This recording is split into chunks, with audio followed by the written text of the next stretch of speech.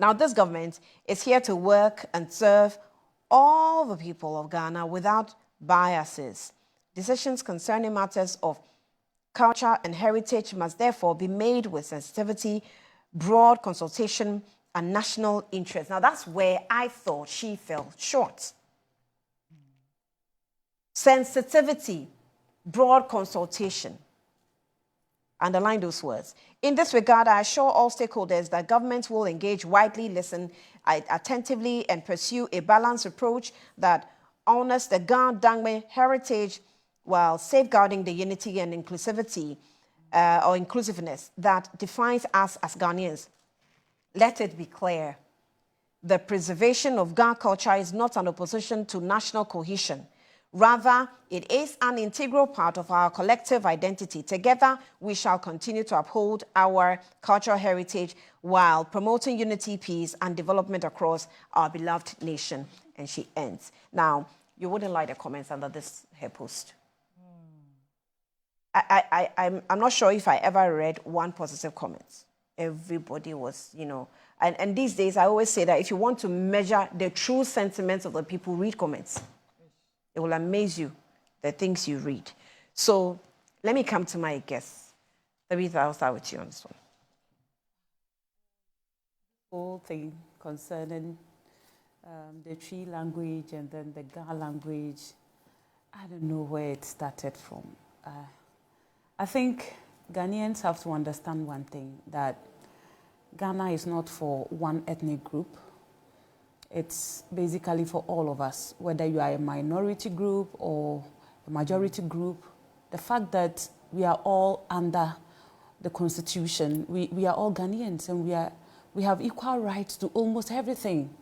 It's true, this is the capital and everything, but let's not also forget that some regions give the government, or should I say the country, more money than other regions, but they are not complaining. I have always held this opinion that, look, if they ask regions in Ghana to fund themselves, I know my northern part of Ghana will be one of the regions that will be hard hit because, you know, we don't, it's now that gold will be mined in commercial basis, but look at all those days. We didn't have gold, we didn't have timber, so how could we have survived? So let's start looking at the unity, okay? The unity that exists in Ghana, and let's build on that. You realized when I started, you know, bothering my sister, not really bothering, you know, it's something we do, especially with the Frafra people. We are known to be one of the tribes in the northern part of Ghana who, you know, have been able to establish some level of tolerance, you know, with other tribes. And we joke with them. Like you call yourselves slaves. Slaves and stuff, you know. I've seen Malik do it with someone. It was very interesting. Yes. It was so interesting how they did it. And you know, even we have a game, the football match that they play, annual programs that they hold, and the winner takes the dog and those things, you know. It is all to foster unity. So that when we meet ourselves, instead of thinking about what divides us, we rather talk about what unites us. You get it? And it goes a long way to help us stay together. Come to Upper East Region and you see we, the Frafras, also making fun of, they call them the nab dance. It's fun, like, it's good. And we are able to stay together. So this Oobakɛ, Akwaaba, Zare, and all those things, I think, is needless. What is important is, are we able to, you know, gel together? Are we able to have that, you know, breaking bread and making merry? You understand? Let's measure on what brings us together more than what divides us. And the more we do that, the more we minimize the things that divides us. I honestly, with the point you've just made, I really thought that this was like really majoring the minor. Is this what's important? Is this really what's important? Akwaaba and Oobakɛ or Woezor? What have you been waiting for all these years? I mean, okay, so Nkrumah is from Nzema. But at the time he won independence for us, he knew Akwaaba was more like it. Maybe because it was like the biggest, you know, and even there's one thing clan or clan tribe we had. One so of the why people, or should I say, one of the tribes that is actually the majority in Ghana are the Akans, whether we like it or not. Yeah. Look at the number of regions they occupy. Those who speak in Zima, if you can text me how they say Akwaaba in Zima, I want to know.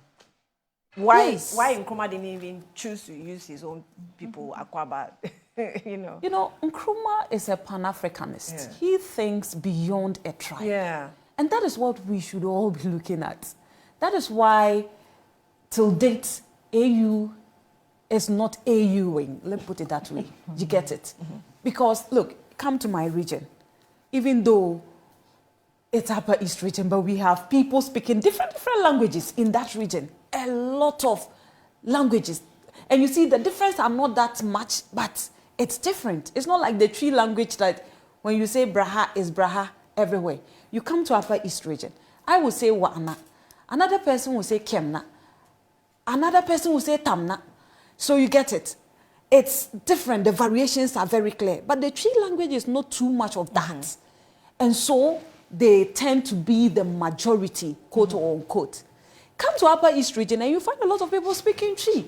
I told somebody I learnt my Tree in Upper East region that I'm lying. I said, really? Come to Upper East region. A lot of people speak Tree there. And so let's concentrate on, you know, looking at what actually makes us more Ghanaian than, you know, like minimizing everything into a tribe. You get it? My kids go to school in Accra here. When they came, cultural shock. They had to learn Ghanaian language.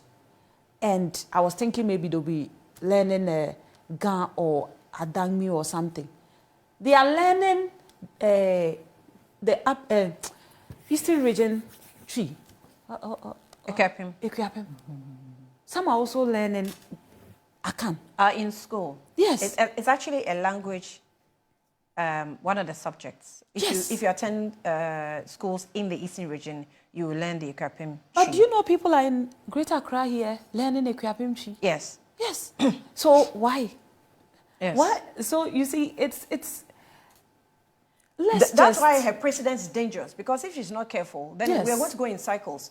Then Greater Accra can also get up and say, okay, now here, we don't want to learn Tree on the Greater Accra land. Yes, only Ga. Right?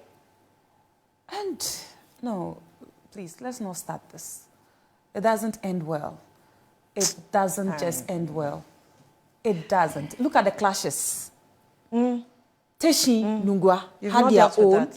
Then Amanjo, or is it Omanjo? Omanjo. And then Soutouan people too had their own clash. We shouldn't be talking about these things, you know, in this day and age.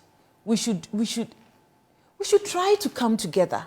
That is why mostly things that have to do with tribal, you know, conflict and things, people just have to be very careful. And let's treat it with all the, you know, respect that is within us. Let's try to respect people's, you know, tribal, their ancestry, whatever. Let's respect it. But please, let's call a spade a spade. If it has been like this for a very long time, let's keep it like that. Even Kotoka International Airport was not named after a Ghana person, even though it is a Ghana land. We have a lot of other examples. The great Osagyefo Kwame Nkrumah has monuments or places in Accra here that are named after him. Nobody is saying anything. Please, let's not. Tete Kwashi, is he not from here? Whenever we talk about Koko, we acknowledge him. Yes, let's do that. Let's try to give people their flowers where it is due. And let's not reduce everything to, you know, tribal. It doesn't speak well.